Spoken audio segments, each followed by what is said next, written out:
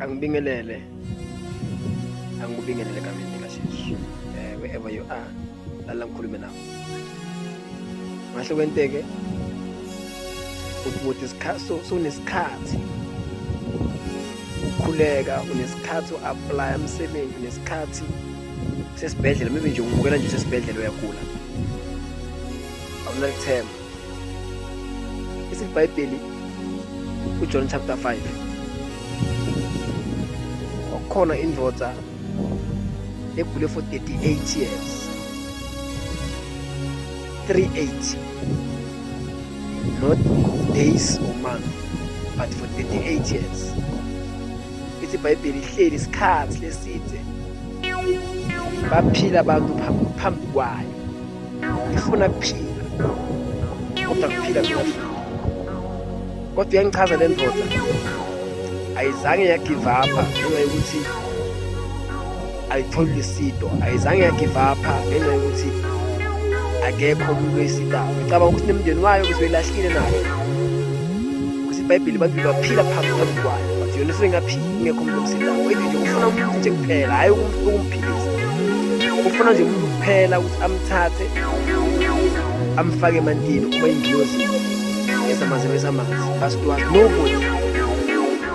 Nawe ngahle kwente kumele umuntu just for waiting for somebody to help you, akufake emsebentini, akunike emathenda. Lalela ngisimile, qhubeka uthandaze, qhubeka ukholwe. One day your situation, your answer izofika. IBhayibheli isalele kanjalo indoda leyo.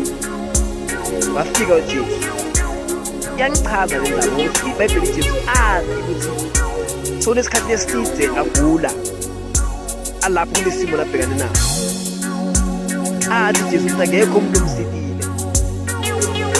Ngiyathemba ukuthi uJesu bekazi ukuthi nguye umsitile. IBhayibheli sekafika Jesu wayibuza ukuthi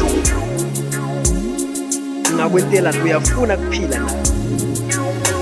Because of an experience yakhe beyisebantwini, experience yakhe bethembe bantu, akazange waphendula Jesu akufuna kubo.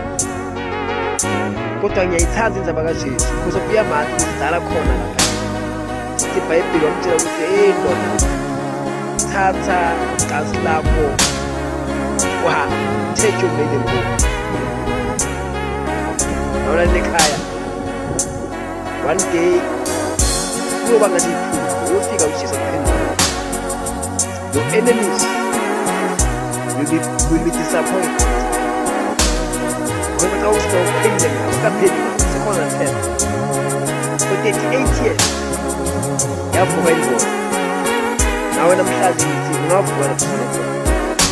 Ngatheni ungalahli themba. Ubeka umthembu